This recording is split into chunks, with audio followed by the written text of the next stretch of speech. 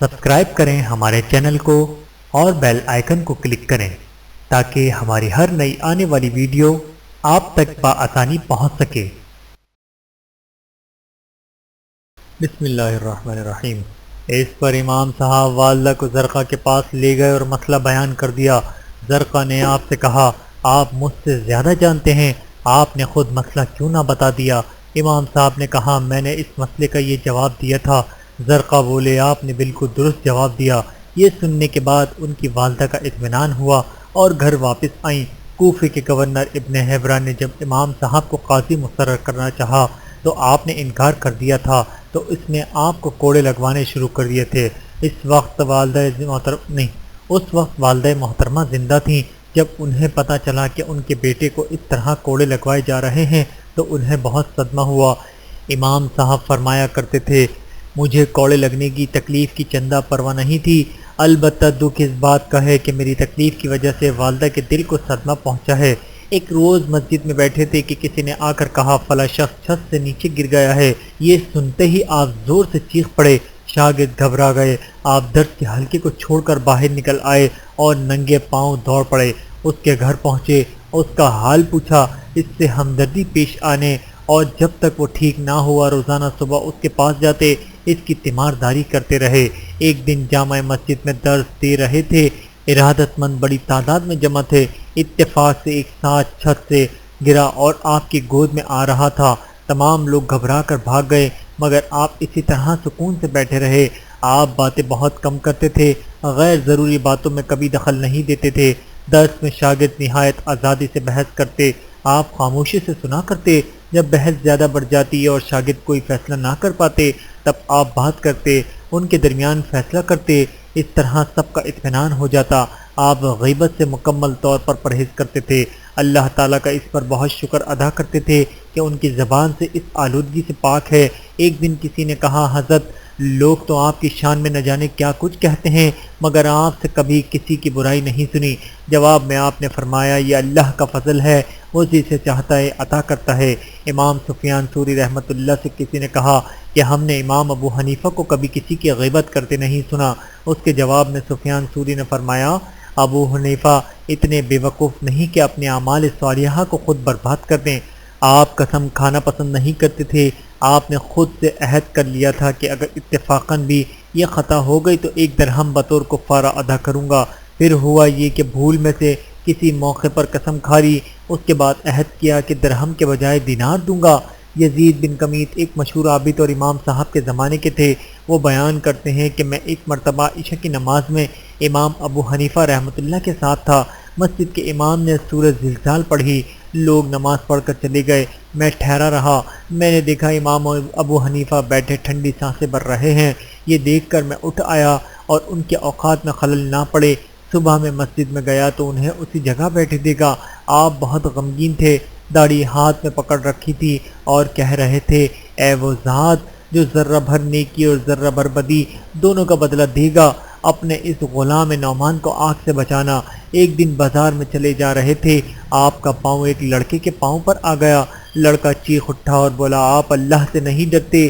امام ابو حنیفہ کا یہ سن کر غش آ گیا۔ ایک ساتھی نے آپ کو سنبھالا، ہوش میں آئے تو آپ سے کہا گیا، آپ ایک لڑکی کی بات سن کر بے ہوش ہو گئے۔ آپ نے فرمایا، کیا خبر اس کی آواز غیبی ہدایت ہو۔ ایک روز معمول کے مطابق اپنی دکان پر گئے، ملازم نے کپڑے کے تھان نکال کر رکھے اور یہ جملہ کہا، اللہ ہمیں جنت دے۔ امام صاحب رو پڑے، اس قدر روئے کہ کندھے تر ہو گئے۔ ملازم سے کہا، دکان بند کر دو، یہ کہا اور چہرے پر رومال ڈال کر کسی طرف نکل گئے۔ دوسرے دن دکان پر گئے تو ملازم سے فرمایا، بھائی، ہم اس قابل کہاں کہ جنت کی آرزو کریں، یہی بہت ہے کہ اللہ عذاب میں گرفتار نہ ہو۔ حضرت عمر رضی اللہ تعالیٰ عنہ فرمایا کرتے تھے، قیامت کے دن اگر مجھ سے مواخذہ نہ ہو، نہ انعام ملے تو میں بالکل راضی ہوں۔ قیامت کے دن اگر مجھ سے حساب کتاب نہ ہو، نہ انعام ملے تو میں بالکل راضی ہوں۔ آپ روزانہ صبح کی نماز کے بعد مسجد میں درس دیتے تھے۔ دور دور سے لوگ فتوے پوچھنے کے لیے آئے ہوتے تھے، انہیں فتوے لکھا کر دیتے، پھر فقہ کی تدوین کا کام کیا جاتا۔ اس مجلس میں بڑے بڑے نامور شاگردوں کا مجمع ہوتا، جتنے مسائل اتفاق رائے سے طے ہو جاتے وہ قلم بند کر لیے جاتے۔ نماز ظہر پڑھ کر گھر آتے، گرمیوں میں ہمیشہ ظہر کے بعد سوتے، نماز عصر کے بعد کچھ دیر تک درس و تعلیم کا مشغلہ جاری رہتا، باقی وقت دوستوں سے ملنے ملانے میں صرف ہوتا۔ مغرب کے بعد پھر درس کا سلسلہ شروع ہوتا اور عشاء تک جاری رہتا۔ آپ اکثر رات بھر نہ سوتے، رات تہجد اور وظائف میں گزرتی، کبھی کبھی دکان پر بیٹھتے اور یہ تمام مشاغل وہیں پورے کرتے۔ اس زمانے میں بہت سے لوگ حضرت امام ابو حنیفہ کی مخالفت پر اتر آئے تھے۔ ان میں کچھ تو سادہ دل اور اچھے لوگ تھے، لیکن زیادہ تر ایسے لوگ تھے جو خود کو فقہ کہلوانا پسند کرتے تھے، دوسروں کو مناظروں کے لیے پکارتے تھے۔ ان کا خیال تھا کہ امام ابو حنیفہ رحمۃ اللہ نے قرآن اور حدیث کے خلاف بہت سے مسائل گھڑ لیے ہیں۔ ایسے لوگ عام طور پر آپ کو مناظروں پر اکساتے تھے۔ امام صاحب کو مجبوراً ان کے شبہات دور کرنے کے لیے میدان میں اترنا پڑتا تھا۔ جو بھی اس زمانے میں مناظرت درس کا ایک خاص طریق تھا، امام صاحب نے اپنے زیادہ تر اساتذہ سے اسی طریقے پر تعلیم پائی تھی۔ اب ان چند مناظروں کا حال جانیے۔ امام اوزاعی رحمۃ اللہ ملک شام کے فقہ کے امام تھے۔ یہ مکہ معظمہ میں امام ابو حنیفہ سے ملے اور آپ سے کہا، مجھے عراق والوں پر حیرت تھی، یہ لوگ رکوع میں جاتے اور رکوع سے سر اٹھاتے وقت رفع دین نہیں کرتے، جبکہ میں نے امام زہری سے انہوں نے حضرت سالم بن عبداللہ اور انہوں نے حضرت عبداللہ بن عمر رضی اللہ تعالیٰ عنہ سے سنا ہے کہ رسول اللہ صلی اللہ علیہ وآلہ وسلم ان موقعوں پر رفع دین کیا کرتے تھے۔ اب آپ بتائیں، آپ کے پاس رفع دین نہ کرنے کی کیا دلیل ہے؟ حضرت امام ابو حنیفہ نے فرمایا، حضرت حماد نے حضرت ابراہیم نخعی سے اور حضرت ابراہیم نخعی نے حضرت علقمہ سے اور حضرت علقمہ نے حضرت عبداللہ بن مسعود رضی اللہ تعالیٰ عنہ سے روایت کی ہے کہ آن حضرت صلی اللہ علیہ وآلہ وسلم ان موقعوں پر رفع دین نہیں فرماتے تھے۔ اس پر امام اوزاعی نے کہا، سبحان اللہ، میں تو زہری، سالم اور حضرت عبداللہ کے ذریعے حدیث بیان کرتا ہوں، آپ ان کے مقابلے میں حماد، نخعی اور علقمہ کا نام لیتے ہیں۔ جواب میں حضرت امام ابو حنیفہ نے فرمایا، میرے راوی آپ کے راویوں سے زیادہ فقہ ہیں، اور حضرت عبداللہ بن مسعود رضی اللہ تعالیٰ عنہ کا رتبہ اور مقام تو آپ کو معلوم ہی ہے، اس لیے ان کی روایت کو ترجیح دی جائے گی۔ اس مناظرے کا حال امام راضی نے اپنی کتاب مناقص شافعی میں نقل کیا ہے۔ اس مسئلے کی وضاحت میں امام محمد نے لکھا ہے، ہماری روایت حضرت عبداللہ بن مسعود رضی اللہ تعالیٰ عنہ تک جاتی ہے، جبکہ امام اوزاعی والی روایت حضرت عبداللہ بن عمر رضی اللہ تعالیٰ عنہ تک جاتی ہے۔ اس لیے بحث اس پر ہے کہ کون سی روایت کو ترجیح دی جائے۔ اس سلسلے میں بات یہ ہے کہ حضرت عبداللہ بن مسعود رضی اللہ تعالیٰ عنہ حضور نبی کریم صلی اللہ علیہ وآلہ وسلم کے زمانے میں پوری عمر کو پہنچ چکے تھے اور جماعت کی پہلی صف میں جگہ پاتے تھے، جبکہ حضرت عبداللہ بن عمر رضی اللہ تعالیٰ عنہ ابھی کم عمر تھے اور انہیں دوسری یا تیسری صف میں جگہ ملتی تھی۔ اس لیے آن حضرت صلی اللہ علیہ وآلہ وسلم کی حرکات اور سکنات کو دیکھنے کا زیادہ موقع حضرت عبداللہ بن مسعود رضی اللہ تعالیٰ عنہ کو ملتا تھا۔ ایک روز بہت سے لوگ امام صاحب کی خدمت میں آئے، وہ سب امام کے پیچھے فاتحہ پڑھنے یا نہ پڑھنے کے بارے میں بات کرنے کے لیے آئے تھے، اور ان کا موقف تھا کہ امام کے پیچھے سورہ فاتحہ پڑھی جائے گی۔ امام صاحب نے ان کی بات سن کر کہا، میں اکیلا اتنے بہت سے لوگوں سے کیسے بحث کر سکتا ہوں؟ ہاں، یہ ہو سکتا ہے کہ آپ لوگ اپنے میں سے کسی ایک کو مقرر کر لیں، وہ سب کی طرف سے بات کرے گا اور اس کی تقریر پر پورے مجمع کی تقریر سمجھی جائے گی۔ ان سب نے آپ کی یہ بات منظور کر لی۔ جب انہوں نے آپ کی یہ بات منظور کر لی تو امام صاحب نے فرمایا، آپ نے یہ بات مان کر بحث کا خود ہی فیصلہ کر دیا۔ جس طرح آپ نے ایک شخص کو سب کی طرف سے بحث کا مختار بنا دیا، اسی طرح نماز میں امام بھی تمام مقتدیوں کی طرف سے قرأت میں کفیل ہے، اور یہ مسئلہ آپ نے عقلی طور پر حل نہیں کیا۔ حدیث بھی یہی ہے، حدیث شریف میں بھی یہی آتا ہے، جو شخص امام کے پیچھے نماز پڑھے تو امام کی قرأت اس کی قرأت ہے۔ ایک مرتبہ ضحاک نامی کا شخص آپ کی خدمت میں آیا۔ یہ شخص خارجیوں کا سردار تھا۔ یہ بنوایا کے زمانے میں کوفے پر قابض ہو گیا تھا۔ اس نے امام صاحب کو تلوار دکھا کر کہا، توبہ کرو۔ امام صاحب نے پوچھا، کس بات سے توبہ کروں؟ ضحاک نے کہا، تم کہتے ہو کہ حضرت علی رضی اللہ تعالیٰ عنہ نے حضرت معاویہ رضی اللہ تعالیٰ عنہ کے جھگڑے میں ثالث کے فیصلے کو ماننے کا اعلان کیا تھا، یعنی یہ کہا تھا کہ ثالث جو فیصلہ کرے گا مجھے منظور ہوگا۔ میں یہ کہتا ہوں کہ حضرت علی حق پر تھے، تو پھر ثالث کا فیصلہ ماننے کا کیا مطلب؟ یہ بات انہوں نے کیوں منظور کی؟ حق پر ہونے کی صورت میں تو ثالث کا فیصلہ ماننے کا سوال ہی پیدا نہیں ہوتا۔ یہ شخص چونکہ خارجی تھا اور خوارج ایک گمراہ فرقہ کے لوگ تھے، اور یہ لوگ حضرت علی کرم اللہ وجہہ کی شان میں گستاخی بھی کیا کرتے تھے۔ اس کی بات سن کر امام صاحب نے فرمایا، اگر تم مجھے قتل ہی کرنا چاہتے ہو تو پھر تو اور بات ہے۔ اس بحث میں پڑھنے کی ضرورت ہی نہیں، لیکن اگر تم معاملے کی تہہ تک پہنچانے چاہتے ہو تو مجھے بات کرنے کی اجازت دو۔ اس پر ضحاک نے کہا میں یہی چاہتا ہوں۔ تب امام صاحب بولے اچھی بات ہے، اگر بحث سے آپس میں معاملہ طے نہ ہوا تو کیا علاج ہے؟ ضحاک بولا ہم دونوں آپس میں ایک شخص کو منصف مقرر کر لیتے ہیں۔ آپ نے فرمایا ٹھیک ہے۔ اب ضحاک کے ساتھیوں میں سے ایک شخص کو ثالث مقرر کیا گیا اور اس سے کہا گیا کہ وہ دونوں کے درمیان فیصلہ کرے گا کہ کون حق پر ہے۔ جب یہ ساری بات طے ہو گئی تب امام صاحب نے فرمایا یہی تو حضرت علی رضی اللہ تعالیٰ عنہ نے کیا تھا، پھر تم انہیں الزام کیوں دیتے ہو؟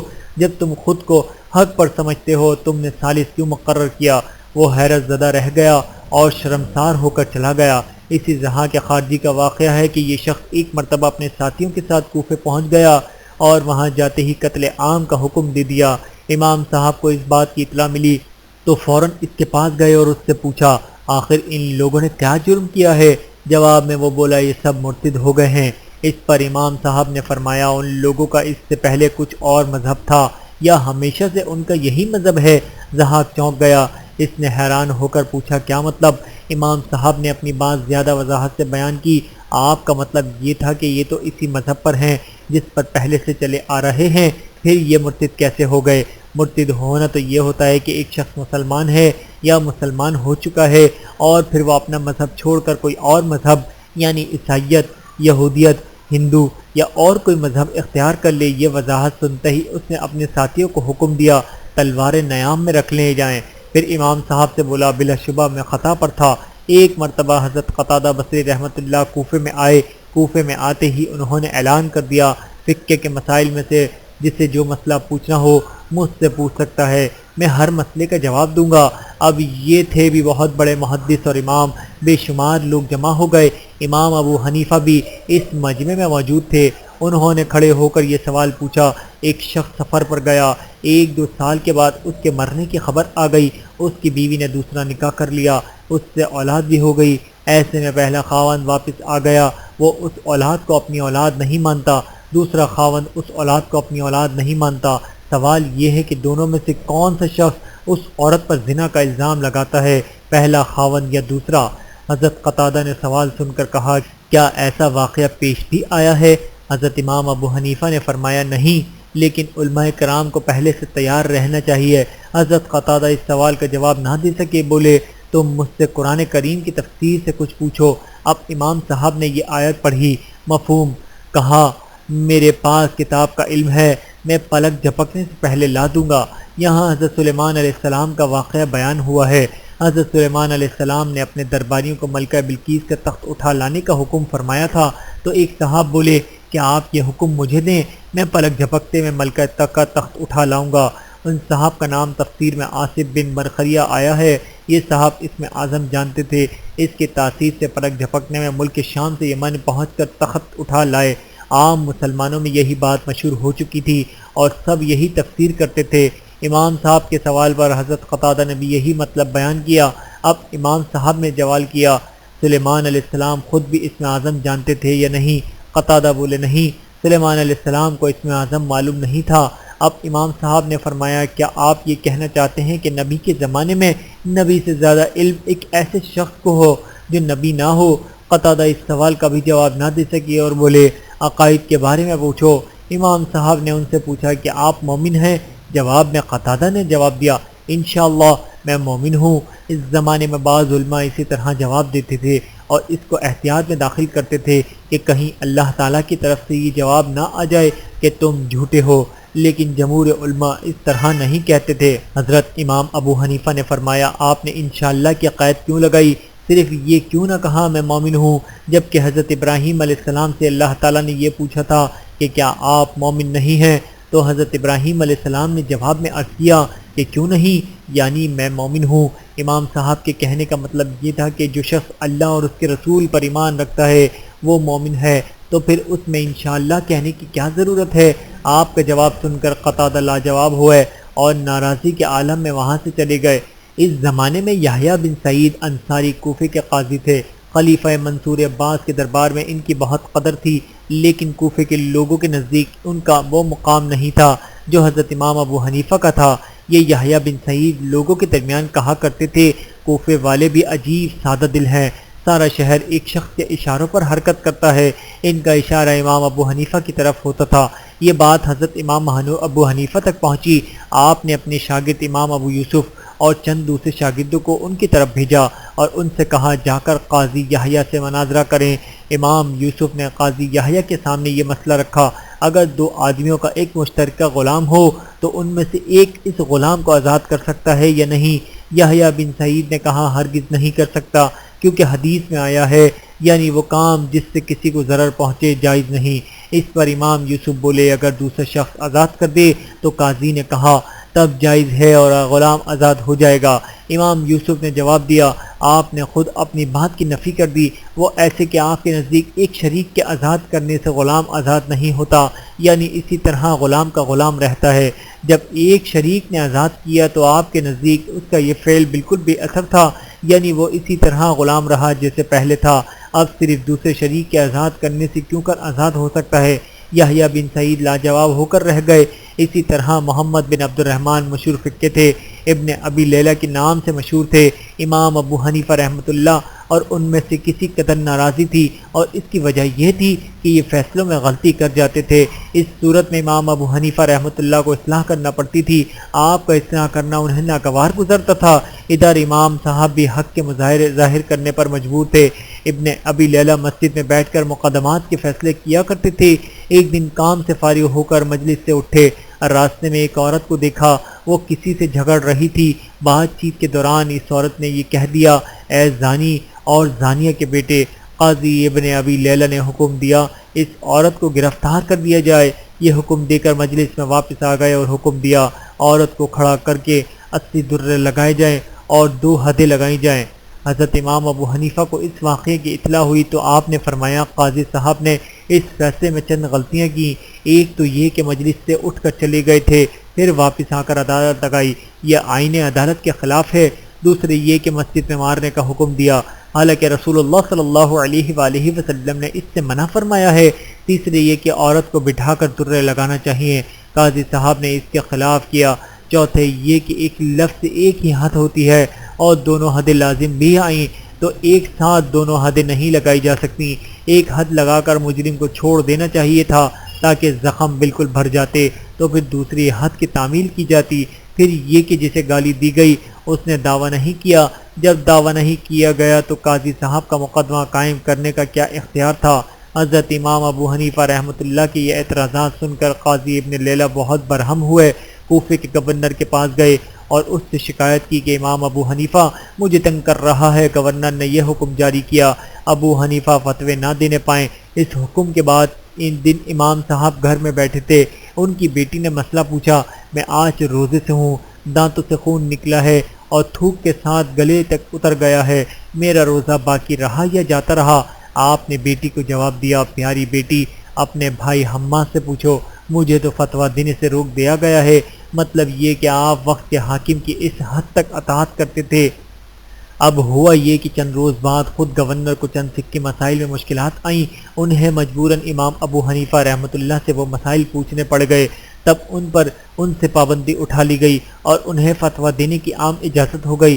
یوں تو امام صاحب نے تواضع بہت تھی، لیکن مناظروں میں کبھی کبھی آپ جوش میں آ جاتے تھے، لیکن یہ انسانی جذبات ہیں اور ان سے کوئی شخص بری نہیں۔ ایک دن عجیب اتفاق پیش آیا، امام صاحب کے محلے میں ایک شیعہ رہتا تھا، وہ بہت متعصب تھا، اس نے 2 خچر پال رکھے تھے، ایک کا نام ابوبکر اور دوسرے کا نام عمر رکھا ہوا تھا۔ معاذ اللہ، اتفاق سے ایک خچر نے اس کے لات ماری جس سے وہ زخمی ہو گیا۔ محلے میں اس واقعے کا چرچا ہو گیا، امام صاحب نے سنا تو بول اٹھے، اسی خچر نے مارا ہوگا جس کا نام اس نے عمر رکھا ہے۔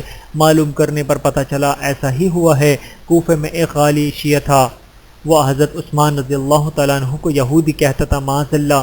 ایک دن امام صاحب اس کے پاس گئے اور اس سے کہا، تم اپنی بیٹی کے لیے رشتہ تلاش کر رہے ہو، ایک شخص ہے، وہ شریف ہے، دولت مند ہے، پرہیزگار ہے، راتوں کو نماز پڑھنے کا عادی ہے، اس نے قرآن بھی حفظ کر رکھا ہے، تم اس کے بارے میں کیا کہتے ہو؟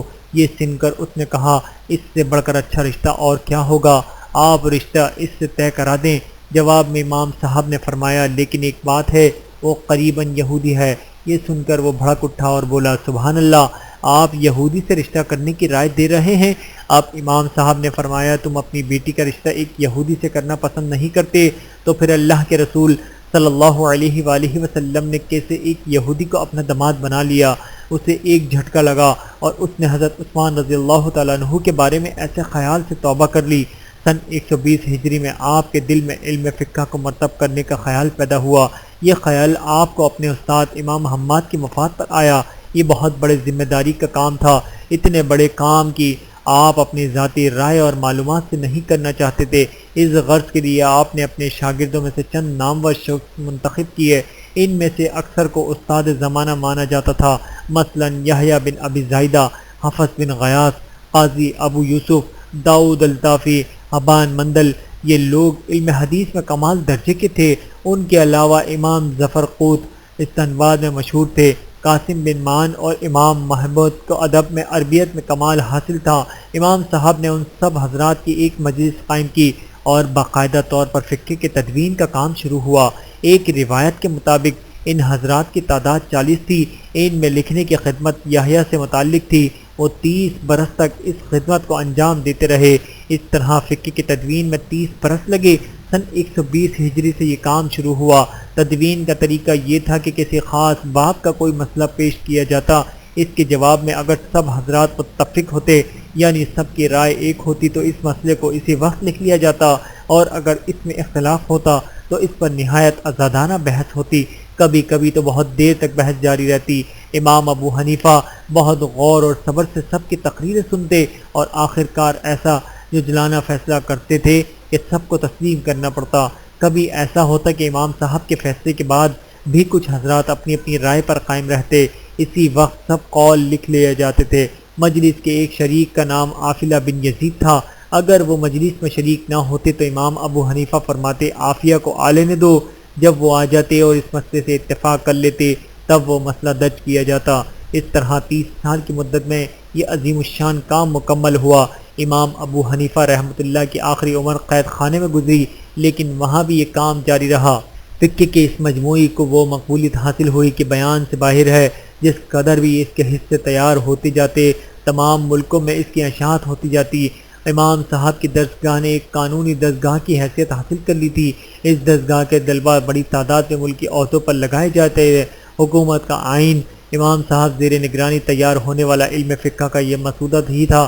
حیرت اس بات پر ہے کہ جو لوگ امام صاحب کے مخالف تھے وہ بھی اس فقہ پر عمل کرتے تھے، اب بھی ایسا ہی کرتے ہیں۔ اس زمانے کے ایک عالم بیان کرتے ہیں، میں نے ایک دن سفیان ثوری رحمۃ اللہ کے سرحانے ایک کتاب دیکھی۔ میں نے ان کی اجازت سے وہ کتاب اٹھا کر دیکھی تو وہ امام ابو حنیفہ کی کتاب کتاب الرہن تھی۔ میں نے سفیان ثوری سے حیران ہو کر پوچھا، آپ ابو حنیفہ کی کتابیں پڑھتے ہیں؟ امام سفیان ثوری رحمۃ اللہ نے آہ بھر کر کہا، کاش ان کی سب کتابیں میرے پاس ہوتیں۔ اس زمانے میں فقہ کے بہت بڑے بڑے دعوے دار تھے۔ ان میں سے کچھ حضرات امام ابو حنیفہ کے مخالف بھی تھے، لیکن ان میں سے کسی کو بھی فقہ کے اس مجموعے پر کسی اعتراض کی جرت پیدا نہ ہو سکی۔ امام رازی رحمۃ اللہ لکھتے ہیں، امام ابو حنیفہ رحمۃ اللہ اور ان کے شاگردوں نے جو مسائل ترتیب دیے ہیں ان پر کوئی بھی کسی قسم کا اعتراض نہ کر سکا۔ اگرچہ اس زمانے میں حدیث کے عالم اور فقہ کے ماہرین بڑی تعداد میں موجود تھے، صرف اتنا ضرور ہوا کہ امام موزائی نے امام ابو حنیفہ کی کتاب الیسر کی تردید میں کتاب لکھی، لیکن امام صاحب کے شاگرد قاضی ابو یوسف رحمۃ اللہ نے اس کا جواب لکھ کر ان کا اعتراض بھی ختم کر دیا۔ یہ مجموعہ بہت بڑا مجموعہ تھا، اس میں ہزار سال مسائل تھے۔ ایک مصنف لکھتے ہیں، امام ابو حنیفہ نے فقہ کے جن مسائل کی تدوین کی ان کی تعداد 6 لاکھ ہے۔ یہ تعداد شاید اس قدر نہ ہو، لیکن اس میں شبہ نہیں کہ ان کی تعداد لاکھوں میں تھی۔ آپ کے شاگرد امام محمد رحمۃ اللہ کی جو کتابیں آج موجود ہیں ان میں سے اس کی بات تصدیق ہو سکتی ہے۔ اس بات میں کوئی شک نہیں کہ امام ابو حنیفہ کی زندگی میں فقہ کے تمام باب ترتیب پا گئے تھے۔ تاریخ کی کتب سے اس بات کا ثبوت ملتا ہے، لیکن افسوس ایک مدت ہوئی کہ وہ مجموعہ ضائع ہو گیا اور دنیا کے کسی کتب خانے میں اس کا پتہ نہیں چلتا۔ امام رازی رحمۃ اللہ لکھتے ہیں، امام ابو حنیفہ رحمۃ اللہ کی کوئی کتاب باقی نہیں رہی۔ امام رازی نے سن 606 ہجری میں انتقال کیا، اس لحاظ سے کہ کم از کم 600 برس سے بھی کم زیادہ عرصہ بیت گیا۔ آپ کی تصانیف ناپید ہو گئیں۔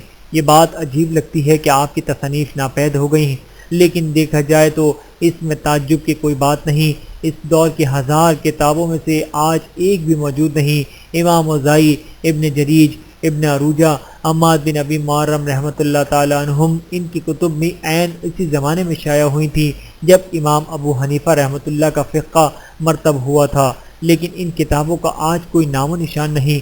تاہم امام ابو حنیفہ کی کتب کی گمشدگی کی ایک خاص وجہ ہے۔ امام صاحب کا فقہ کا مجموعہ اگرچہ خوش اسلوب تھا، اسے بہترین انداز میں ترتیب دیا گیا تھا، لیکن امام ابو یوسف اور امام محمد رحمۃ اللہ نے اس مسائل کو اس قدر وضاحت اور تفصیل سے لکھا کہ اصل کتاب کی لوگوں کو ضرورت ہی نہ رہی۔ مطلب یہ کہ امام ابو حنیفہ کا فقہ آج امام ابو یوسف اور امام محمد رحمۃ اللہ کی تصانیف کی صورت میں موجود ہے۔ فقہ حنفی کے مسائل نہایت تیزی سے عجم کے تمام ملکوں میں پھیل گئے، البتہ عرب میں ان کا رواج نہ ہو سکا۔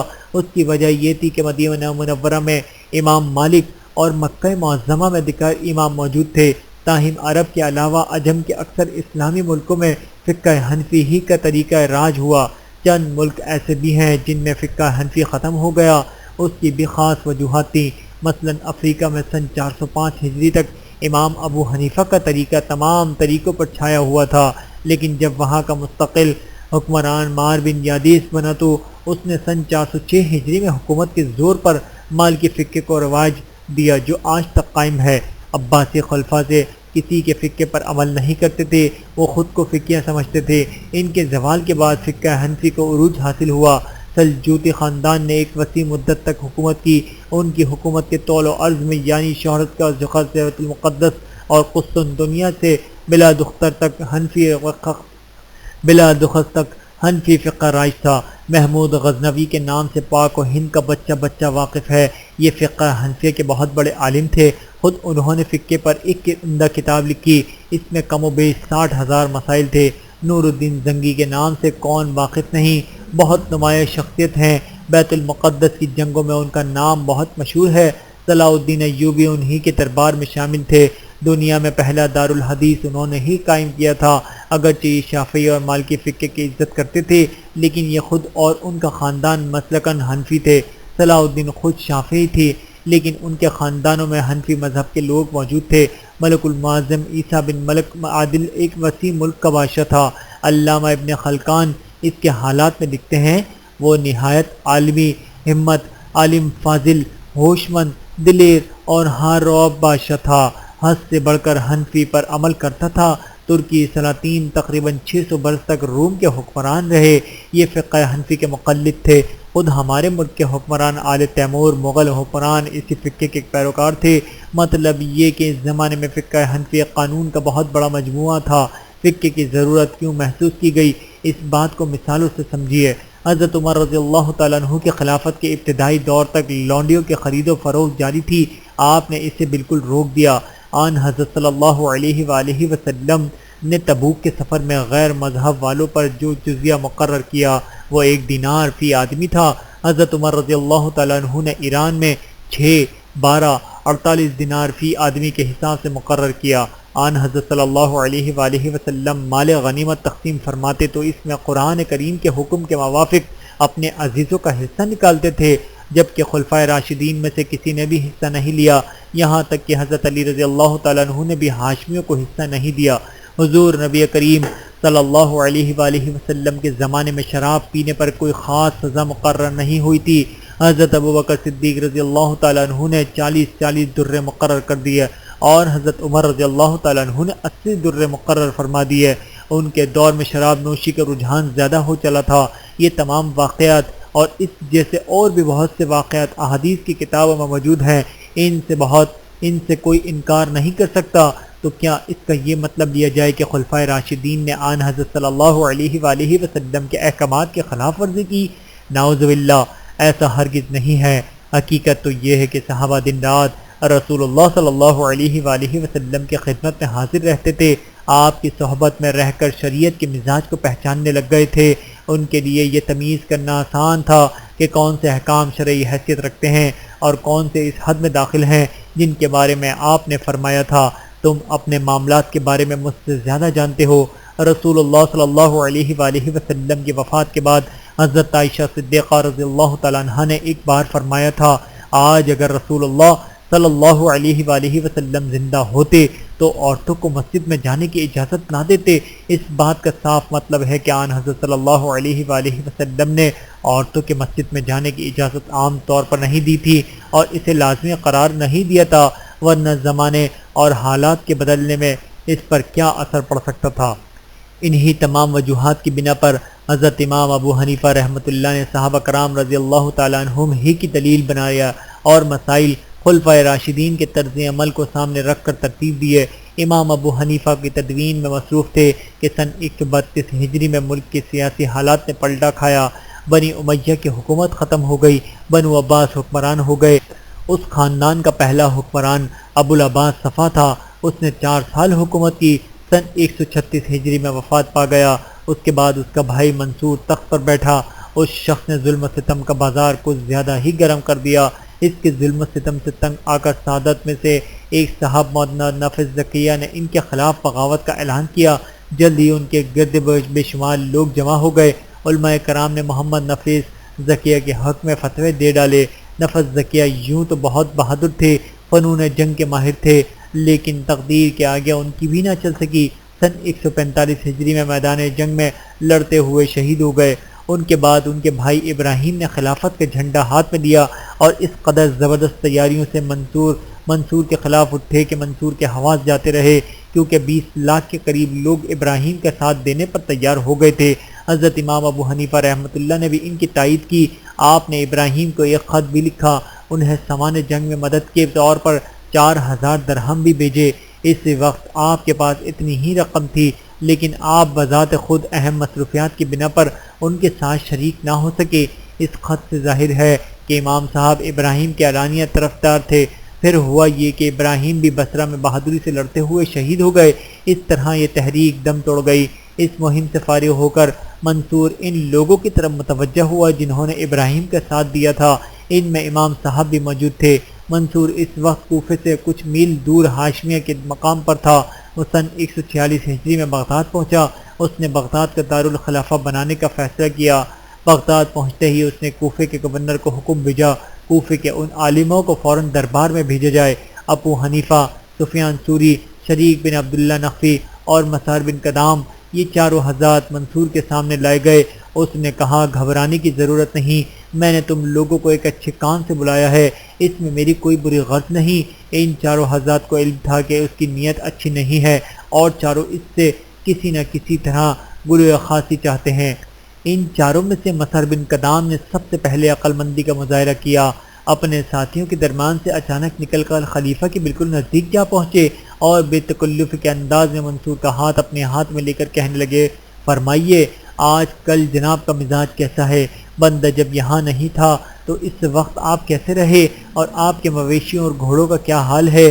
آپ کے پڑوس میں جو فلاں فلاں صاحب رہتے ہیں ان کا کیا حال ہے؟ آپ کے نوکر چاکر کیسے ہیں؟ اور سنا ہے کہ کوفے کی گلیوں کی حالت بہت خراب ہے۔ آپ سارا اور بار حیران پریشان کہ یہ شخص خلیفہ سے کیا باتیں کہہ رہا ہے۔ اتنے میں مسار نے کہا، ارے ہاں، میں نے سنا ہے آپ مجھے قاضی مقرر کرنا چاہتے ہیں۔ آخر دربار میں سے ایک شخص نے آگے بڑھ کر انہیں خلیفہ کے پاس سے ہٹایا اور کچھ فاصلے پر لے گیا۔ سارا دربار اس نتیجے پر پہنچ چکا تھا کہ اس شخص کا دماغی توازن درست نہیں۔ خود منصور نے بھی یہی خیال قائم کیا اور انہیں بے وقوف آدمی خیال کرتے ہوئے باہر نکال دیا۔ بعض مورخوں نے لکھا ہے کہ مسار کو یہ ترکیب حضرت امام ابو حنیفہ ہی نے سمجھائی تھی اور انہوں نے آپ کی ترکیب پر عمل کیا تھا۔ حضرت سفیان ثوری رحمۃ اللہ کے بارے میں لکھا ہے کہ جب سارا دربار مسار کی باتوں پر حیران تھا تو یہ چپکے سے دربار سے نکل گئے تھے۔ اس طرح ان کی بھی جان بچ گئی تھی۔ اب خلیفہ کے سامنے صرف امام ابو حنیفہ اور قاضی شریک رہ گئے تھے۔ منصور نے امام صاحب کو نزدیک بلایا اور بولا، میں آپ کو کوفے کا قاضی بنانا چاہتا ہوں، لیکن امام صاحب نے کہا، میں عربی نہیں ہوں اور اہل عرب کو میری حکومت قبول نہیں ہوگی بلکہ ناگوار ہوگی۔ مطلب یہ کہ امام ابو حنیفہ نے کچھ ایسے انداز میں دربار میں تقریر کی کہ منصور خاموش ہو گیا اور اس وقت یہ بلا ان کے سر سے ٹل گئی۔ قاضی شریک کی باری آئی تو انہوں نے کہا، میرا دماغ کمزور ہے، حافظہ خراب ہے، اس لیے میں اس عہدے کا اہل نہیں ہوں۔ اس پر منصور نے کہا، کوئی بات نہیں، آپ کو روزانہ روغن بادام میں فالودہ بنوا کر پلانے کا حکم دے دوں گا۔ آخر قاضی شریک نے اپنی شرائط پیش کی، منصور نے ان کو منظور کر لی۔ اس واقعے کے بعد منصور امام ابو حنیفہ رحمۃ اللہ کو بار بار اپنے دربار میں طلب کرنے لگا اور ہر مرتبہ قاضی کا عہدہ قبول کرنے پر زور دینے لگا۔ آخر اس نے یہاں تک کیا کہ ایک حکم نامہ امام صاحب کو بھیج دیا۔ اس کے الفاظ یہ تھے: بصرہ، کوفہ اور بغداد اور جو علاقے ان صوبوں کے تحت ہیں ان کا قاضی تمہیں بنایا گیا ہے۔ دراصل منصور کسی نہ کسی طرح امام صاحب کو گھیرنا چاہتا تھا، اپنی دشمنی ان سے نکالنا چاہتا تھا، اور وہ دشمنی یہی تھی کہ آپ نے اس کے مقابلے میں ابراہیم کا ساتھ دیا تھا۔ ایسے میں ایک دن منصور کے وزیر عبد الملک بن حمید آپ کے پاس آئے۔ یہ آپ سے بہت عقیدت رکھتے تھے۔ انہوں نے کہا: خلیفہ تو صرف حیلے بہانے کی تلاش ہے، اگر آپ نے اس کی بات نہ مانی تو وہ آپ کے ساتھ وہ سلوک کرے گا کہ ہم اس کے بارے میں سوچ کر ہی کانپ جاتے ہیں۔ امام صاحب کے نزدیک اب دو راستے تھے: منصور کی بات مان لیتے اور اپنی زندگی بچا لیتے، یا پھر اس کی بات کو نہ مان کر اپنی جان سے ہاتھ دھو بیٹھتے اور اپنے مقام کو ہمیشہ کے لیے زندہ کر جاتے۔ آپ کے روز روز کے انکار سے منصور تنگ آ گیا تھا۔ آخر اس نے ایک دن آپ کو بلایا اور کہا: آپ کو یہ عہدہ قبول کرنا ہوگا۔ آپ نے جواب میں فوراً دیا: میں اس کی قابلیت نہیں رکھتا۔ منصور نے یہ سن کر: تم جھوٹ کہتے ہو۔ جواب میں امام صاحب نے فرمایا: اگر میں جھوٹا ہوں تب تو اس عہدے کے واقعی قابل نہیں ہوں۔ قاضی کے عہدے پر کسی جھوٹے آدمی کا کیا کام؟ آپ کا یہ جواب بھی بلا دلیل نہیں تھا، لیکن منصور نہ مانا۔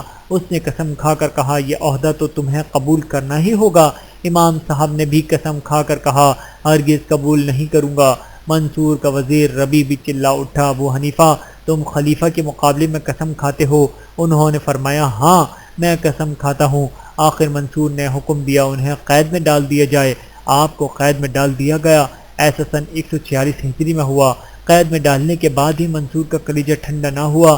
دوسرے یہ کہ وہ ان کو طرف سے خطرہ محسوس کرتا تھا، کیونکہ اسلامی ملکوں سے ہر طرف سے لوگ مسائل پوچھنے کے لیے بغداد کا رخ کرنے لگے تھے، آپ کے پاس آنے لگے تھے۔ آپ کی شہرت دور دور تک پھیل چکی تھی۔ جب یہ خبر مشہور ہوئی کہ امام صاحب کو منصور نے قید میں ڈال دیا ہے تو لوگوں کی ان سے محبت اور بڑھ گئی۔ بغداد میں عالموں کو جماعت کا شہر میں بہت اثر تھا۔ یہ جماعت بھی امام صاحب کی بڑی بہت عقیدت مند تھی۔ امام محمد توقید کی حالت میں ہی آپ سے علم حاصل کرتے تھے۔ قید کی حالت میں تو آپ سے بارہا کہا گیا کہ عہدہ قبول کر لو، مگر آپ انکار ہی کرتے رہے۔ آپ جواب میں کہتے: قاضی بننے کے لیے ایسے آدمی کی ضرورت ہے جو تمہارے خلاف بھی فیصلہ کرنے کی ہمت رکھتا ہو۔ اگر تمہارے خلاف بھی فیصلہ کرنے کا موقع میرے سامنے آ گیا تو میں ایسا ہی کروں گا۔ میں موت کو تو قبول کر لوں گا، اپنا فیصلہ نہیں بدلوں گا۔ تاریخی روایت یہ بھی کہتی ہے کہ منصور نے امام صاحب کو کوڑے بھی لگوائے۔ منصور نے جب دیکھا کہ امام ابو حنیفہ تو قید میں رہتے ہوئے بھی اپنا کام کر رہے ہیں اور اس کی بات کسی طرح بھی نہیں مان رہے، تو آخر اس نے آپ کو زہر دے دینے کا حکم دیا۔ آپ کو کھانے کی کسی چیز میں زہر دے دیا گیا۔ جو ہی آپ نے زہر کا اثر محسوس کیا، آپ سجدے میں گر گئے اور اسی حالت میں وفات پا گئے۔ امام صاحب کی وفات کی خبر بہت تیزی سے چاروں طرف پھیل گئی۔ سارا بغداد امڑ آیا۔ شہر کے قاضی حسن بن عمارہ تھے، انہوں نے غسل دیا۔ غسل دیتے جاتے اور کہتے جاتے: واللہ آپ اپنے زمانے کے سب سے بڑے فقہ، بڑے عابد، بڑے زاہد تھے۔ آپ میں تمام خوبیاں جمع تھیں۔ اب آپ کا کوئی جانشین آپ کے مرتبے کو نہیں پہنچ سکے گا۔ غسل دیتے دیتے لوگ اس کثرت سے جمع ہو گئے کہ کم و بیش 50,000 کا مجمع تو ضرور ہوگا۔ اس پر بھی ان گنت لوگ آ رہے تھے۔ آنے والوں کا تانتا بندھا ہوا تھا۔ اس طرح 6 مرتبہ نماز جنازہ ادا کی گئی۔ عصر کے قریب آپ کو سپرد خاک کیا۔ امام صاحب نے وصیت کی تھی کہ انہیں خیزران کے قبرستان میں دفن کیا جائے۔ ان کے خیال میں یہ جگہ غضب کی ہوئی نہیں تھی۔ آپ کی وصیت کے مطابق خیزران کے مشرقی جانب ان کی قبر تیار کی گئی۔ اس وقت ارد گرد کے تمام ملکوں میں بڑے بڑے ائمہ موجود تھے۔ ان میں بعض تو امام صاحب کے استاد بھی تھے۔ سب نے ان کی وفات کا بہت اثر لیا۔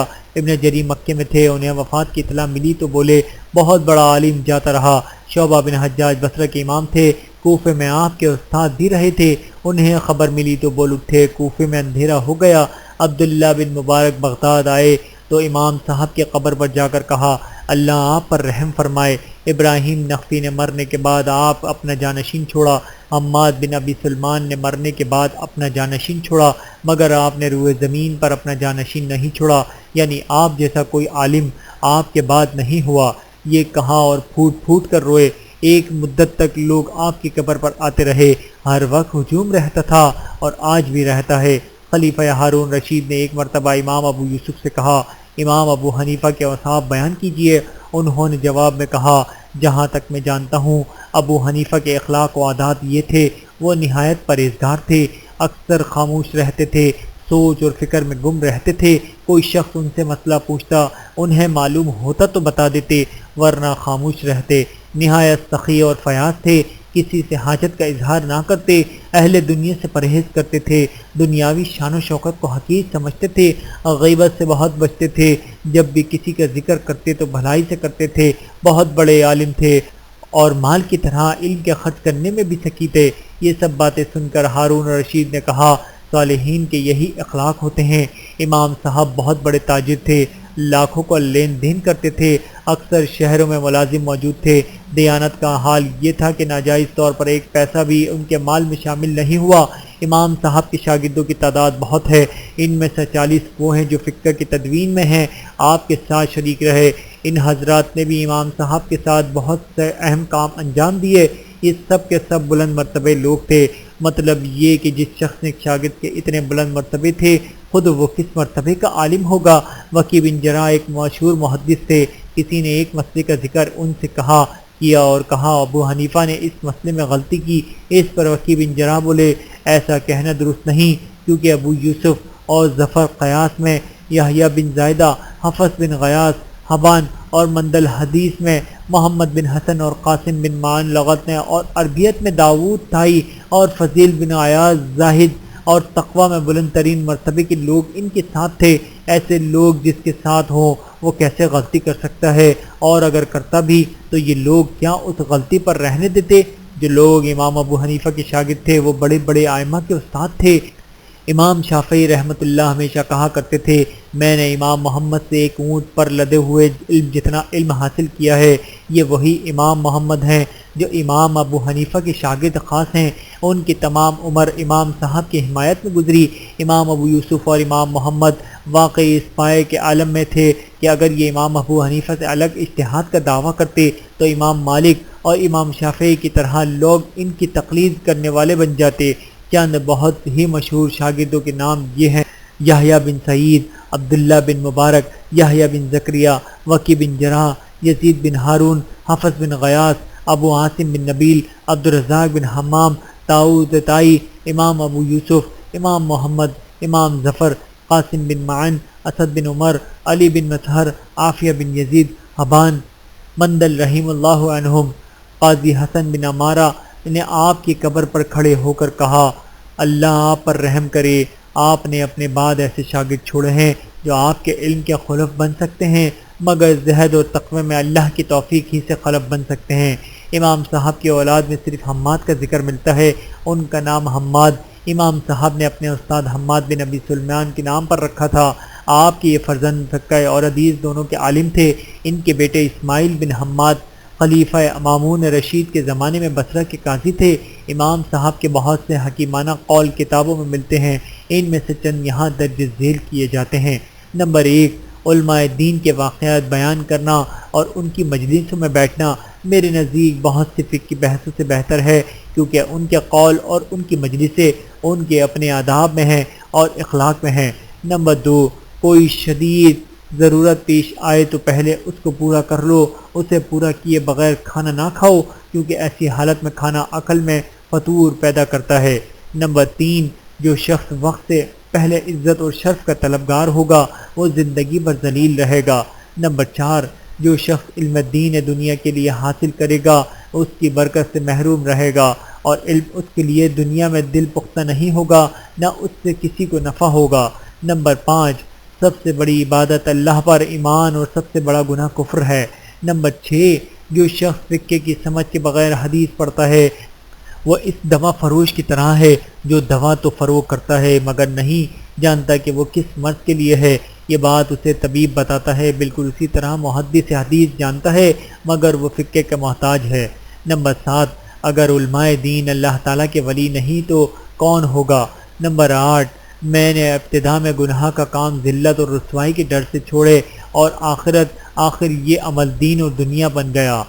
نمبر 9، قیامت کے دن جب اللہ تعالیٰ مجھے اپنے سامنے کھڑا کرے گا تو حضرت علی رضی اللہ تعالیٰ عنہ اور حضرت معاویہ رضی اللہ تعالیٰ عنہ کے بارے میں، ان کے معاملات کے بارے میں سوال نہیں کرے گا، بلکہ جن باتوں کا مجھ سے سوال ہوگا مجھے ان کی فکر کرنی چاہیے۔ امام صاحب یہ شعر اکثر کہا کرتے تھے، عرش والے کی عطا تمہاری عطا سے بہتر ہے اور اس کے دین میں وسیع ہے، اور جن کی امید کی جاتی ہے تم جو کچھ دیتے ہو اس کو تمہارا احسان جتانا خراب کر دیتا ہے، اور اللہ تعالیٰ بلا احسان جتائے بلا کسی خرابی کے دیتا ہے۔ اللہ تعالیٰ کی ان پر کروڑوں رحمتیں نازل ہوں، آمین ثم آمین۔ ویڈیو دیکھنے کا بہت شکریہ۔ مزید ویڈیوز دیکھنے کے لیے ہمارے چینل کو سبسکرائب کریں۔ اگر ویڈیو پسند آئے تو لائک کریں۔ اچھی بات کو دوسروں تک پہنچانا صدقہ جاریہ ہے۔ جزاکم اللہ خیرا کثیرا۔ اپنا اور اپنے پیاروں کا بہت زیادہ خیال رکھیے گا اور مجھے دعاؤں میں یاد رکھیے گا۔ Take care. اللہ حافظ۔